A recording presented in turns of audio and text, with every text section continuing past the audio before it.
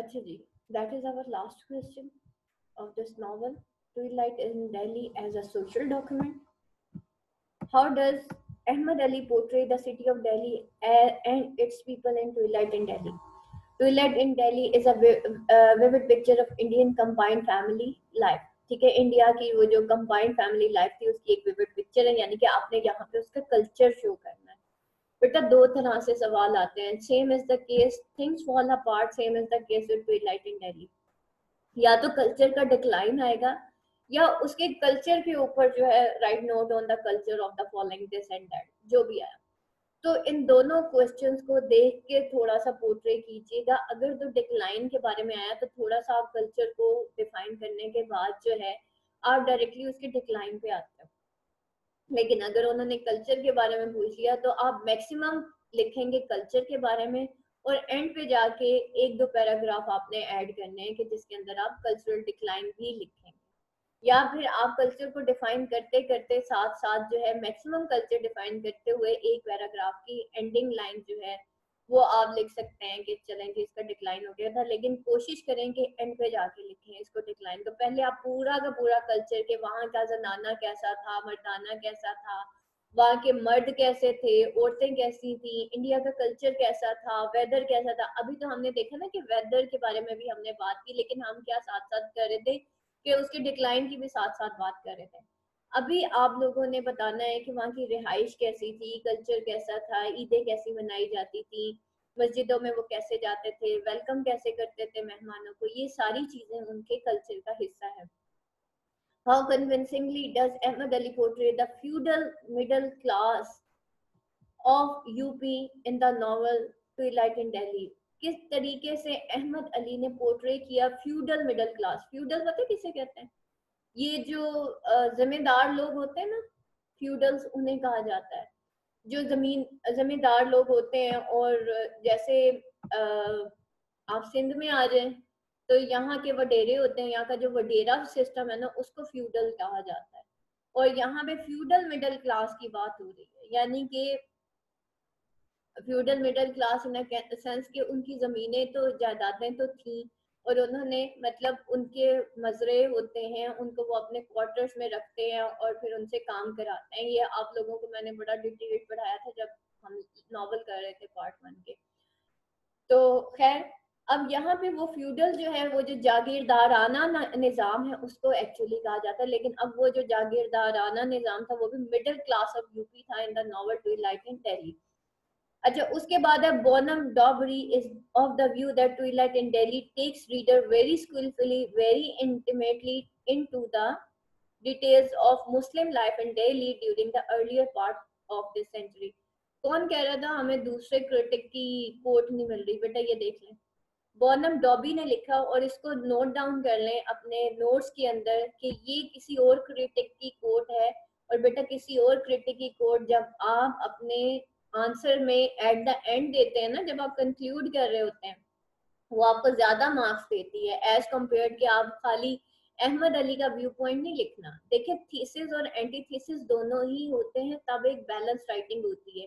तो आप लोगों ने ट्विलाइट इन दिल्ली जब आप लिखेंगे तो एट द एंड आपने कोई भी क्वेश्चन लिखे, लेकिन एट द एंड आपने किसी और क्रिटिक का कोई ना कोई व्यू पॉइंट जरूर देना है और उसको जरा बड़ा बड़ा करके लिखिएगा कि किसी और का दिया हुआ मैंने।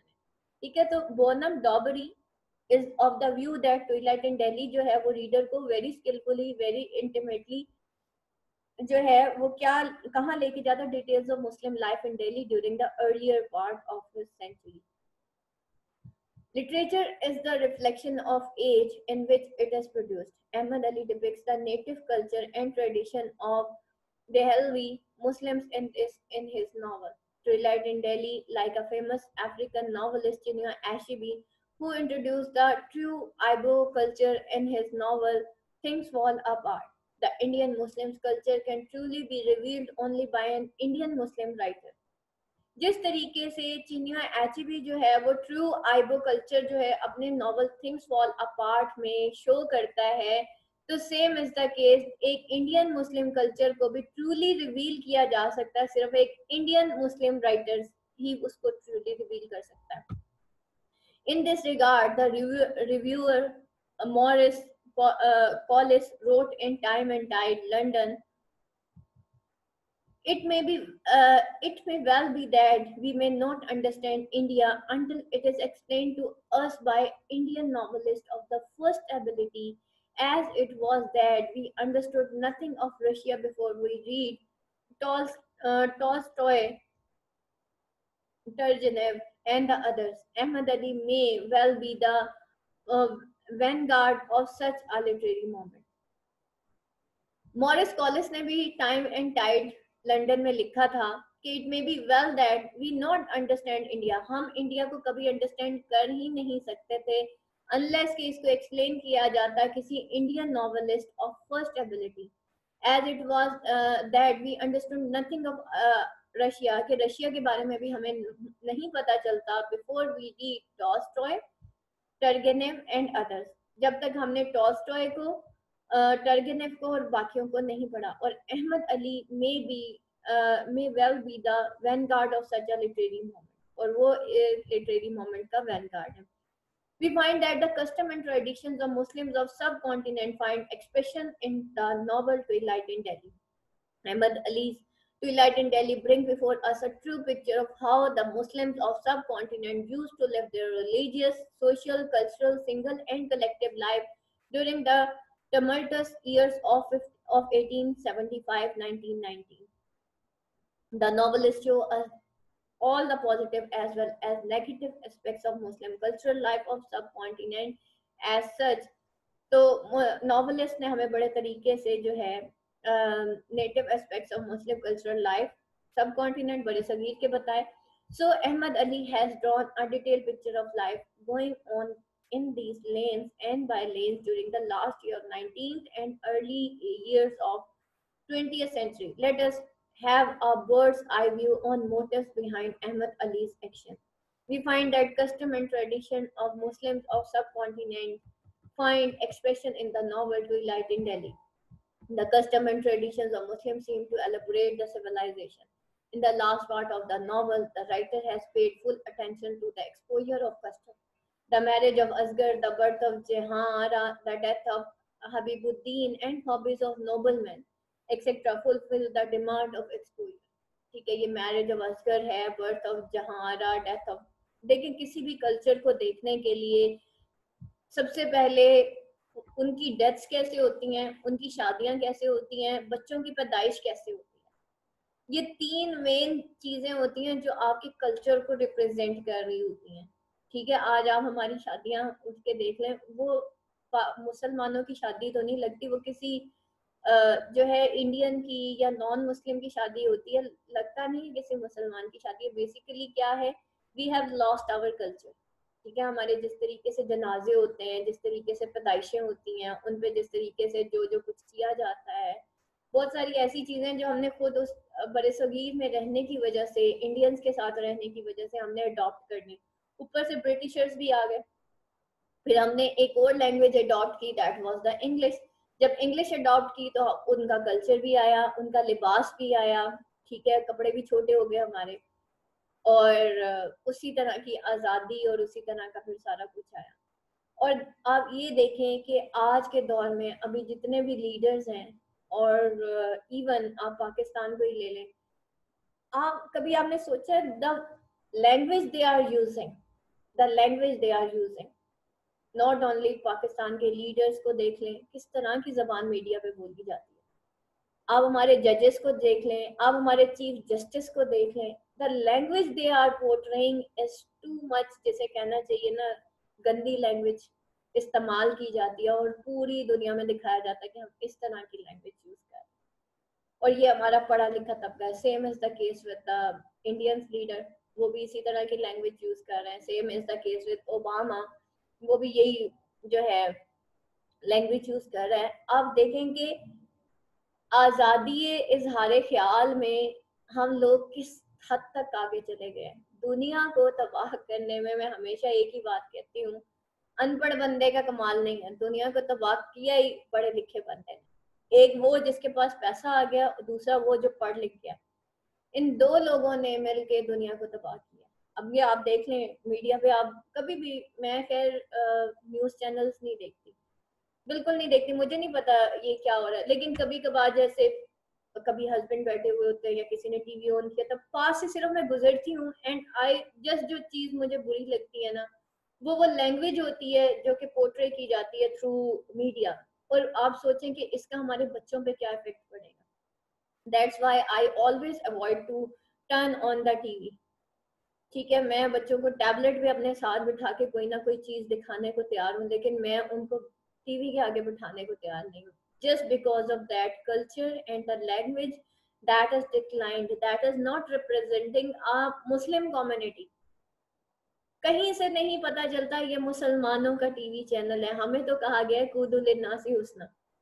ठीक है, बात करो तो आसान तरीके से करो। कहाँ से हुस्ने जन है और कहाँ पे वो खूबसूरत तरीके का कलाम और वो शायरी और वो पता नहीं किधर रह गए। आप जरा टीवी ऑन करें, दिल नहीं करता सुनने को। और ये चीजें जब हमारे बच्चे देखेंगे तो अंदाजा करेंगे क्या होगा। तो आई ऑलवेज यूज, मैं वैसे नॉर्मली अल्हम्दुलिल्लाह मेरे जो है टैबलेट खाली मैं ही यूज कर रही होती हूँ, अनलेस कि मेरे बच्चे कभी कहें कि मामा हमने फलानी चीज देखनी है, तो हम सब बैठ के इकट्ठे उसी एक टैबलेट पे देखते। इसलिए मैंने टीवी जो है वो हम लोग अवॉइड करते हैं घर में, बच्चे भी, because that is not representing the culture, that is not representing the humanity. तो अपने, वो कहते हैं ना, नजर का भी ख्याल करना चाहिए, अपने कानों का, हम सुन क्या रहे हैं, हम बोल क्या रहे हैं, हम देख क्या रहे हैं। ये चीजें आपकी बड़ी मैटर करती हैं। तो दीज आर द थिंग्स जो कि अब जो है यहाँ पे देखें आप मैरिज। ठीक है, वो जो मॉर्निंग शोज में जो मैरिज दिखाई जाती है, चलें जी आप उसको जरा मैरिज ऑफ हस्बैंड के साथ जरा कंपेयर करें, and the birth of Jahan Ara and the death of Habibuddin. और हॉबीज ऑफ नोबल मैन जो है वो फुलफिल करती हैं डिमांड ऑफ दिस एक्सपोजर को। The birth customs are mostly related to birth of Jahan Ara. The writer has tried to discuss the birth custom with background of the atmosphere of the house the baby was born in. The baby was taken to Mirza Shahbaz Beg, who lay very ill, so that he might read the azan in children's ear. ठीक है, उसको लेके जाया जाता है Mirza Shahbaz bag के पास, जो कि बहुत ज्यादा बीमार होता है, लेकिन वो यानी कि अपने नाना के पास उसको लेके जाया जाता है, लेकिन वो अजान देता है अपने नवासी के कानों में. After the Azan had been called, Mirza Shahbaz Beg put little honey in on the child's tongue. वो जो हमें कहा जाता है जी घुटी चटवानी है बच्चे को, क्योंकि बच्चा जो पहली घुटी लेता है और वो जिसके हाथ की लेता है तो बच्चा भी उसके जैसा हो जाता है. तो नॉर्मली कोशिश ये होती है कि जब बच्चा पैदा होता है तो वो आइडियल बंदा खानदान में ढूंढा जा रहा होता है, जो कि माँ बाप चाह रहे होते हैं कि बच्चा जो है इसके जैसा हो जाए. तो अगर तो बच्चा अच्छा निकल आए तो जो है कहा जाता है हाँ जी जी घुट्टी मैंने ही चटवाई है.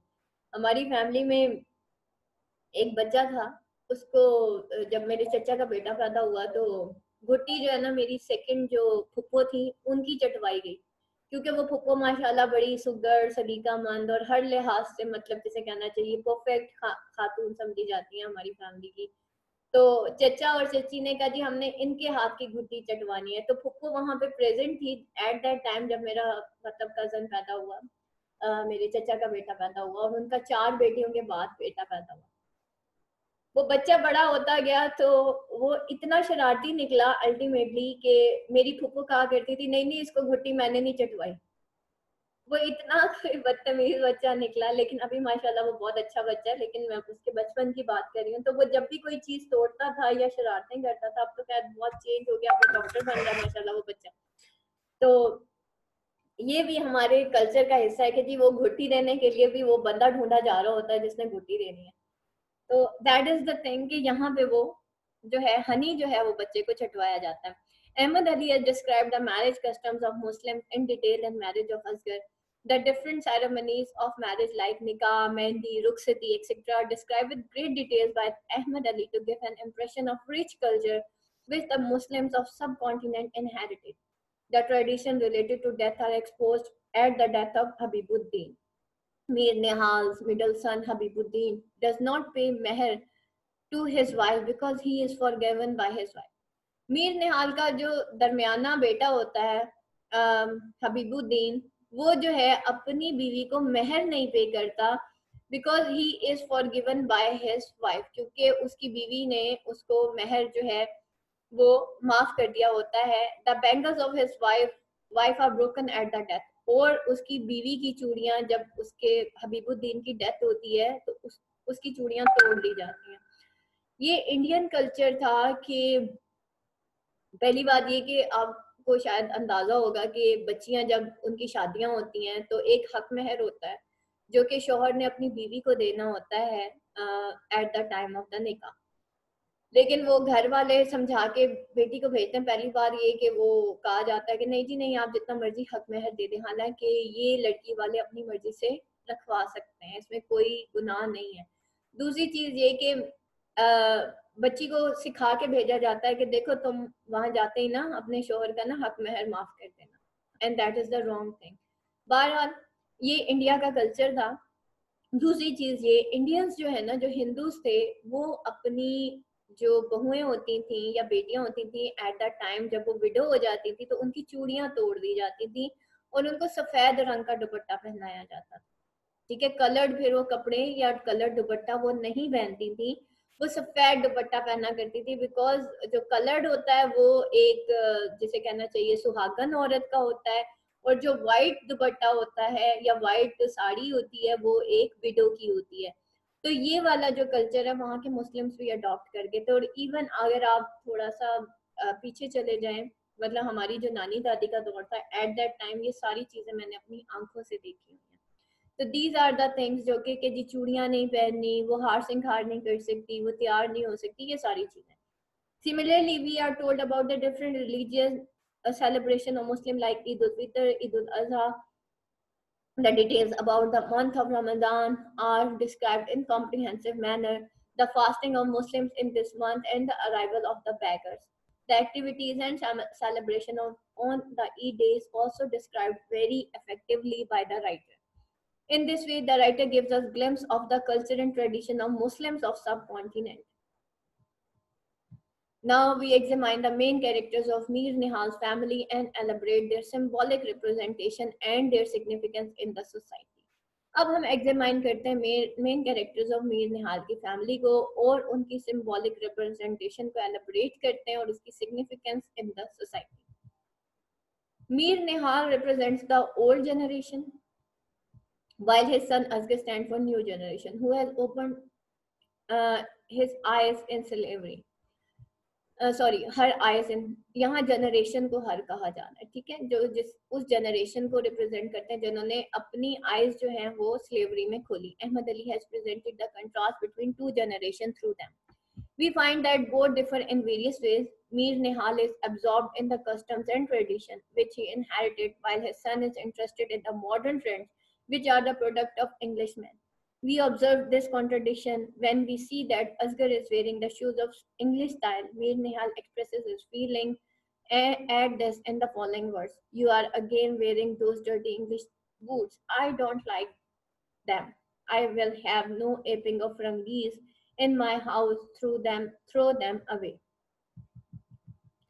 Similarly, Asghar is not interested in politics to get freedom, the Englishman, and works in office. He does not pay attention to the freedom movement. The sickness of Mir Nihal is symbolic. It shows the old civilization which was against the new modern civilization is giving in before the same. We observe this when we see Asghar asking Mir Nihal the permission to marry a girl belonging to low generation. और हमने ये भी observe किया कि असगर जो है वो मीर निहाल से परमिशन लेता है टू मैरी अ गर्ल जो कि उससे लो जनरेशन से ताल्लुक मतलब लो जनरेशन या लो कास्ट से ताल्लुक रखती थी. And he does not approve of it, but later on we find that Mir Nihal has no objection at his sons marrying the same girl. So both the characters are symbolic of new and old civilization. Asghar और मीर निहाल जो है ये belong करते थे Syed family से, और जो जिससे शादी करना चाहता था बल्कीस, वो जो है बिलोंग करती थी मुगल खानदान से, और वो लोग लोअर मिडिल क्लास से या मिडिल क्लास से ताल्लुक रखते थे, जिसकी वजह से जो है मीर निहाल ने कहा हम सैयद खानदान के, हम वहां पे शादी नहीं करेंगे. बल्कि stand for any Muslim girl who that of that time who is innocent and faithful and does not know anything about sex and love before her marriage. She proves to be a faithful wife who, in spite of the carelessness of her husband, loves him very much. She becomes a victim of TB and dies. Her death is in fact symbolic of faithfulness and innocence of a previous civilization. The people were happy even without knowing their happiness. लोग जो थे वो happy थे without knowing their happiness. वो कहते हैं ना, शऊर से लाशऊरी बेहतर है. इंसान उस वक्त तक गुलाम बन के रहता है जब तक उसको पता नहीं होता कि मैं गुलाम हूँ, और जब उसको ये पता चल जाता है कि मुझे गुलाम बना लिया गया तो उस वक्त उसको पता चलता है कि भाई मैं तो गुलाम बन गया. ठीक है, तो एक्चुअली शऊर से लाशऊरी या बेशऊरी जो है वो बहुत ज्यादा बेहतर होती है. आप उस वक्त तक खुश रहते हैं जब तक आपको शऊर नहीं आ जाता. She dies in comfort just at the thought, and her husband has promised to look after her daughter. He utters, I am going, she said calmly, as if she had overcome all the sense of regret and loss. Goodbye, forgive me my faults, and take care of Jehan Ara, please. The above words show the faithfulness of an Indian Muslim wife for her husband and her affection for her baby. In addition to true mirror of Indian Muslim society, we also come across the dwindling Indian Muslim culture and the civilization. To sum up, keeping in view the historical background of the novel, the symbolic interpretation of the main characters involved, we conclusively speak that Ahmad Ali is not only depicting the social infrastructure of Indian Muslim society but also its downfall after invention of white men. आगे बेटा character of Mir निहाल है, ये आप लोग वैसे ही पढ़ लीजिएगा इसको. और बाकी ये आज आपके सारे जितने भी मेन क्वेश्चंस हैं वो सारे कंप्लीट हो चुके हैं.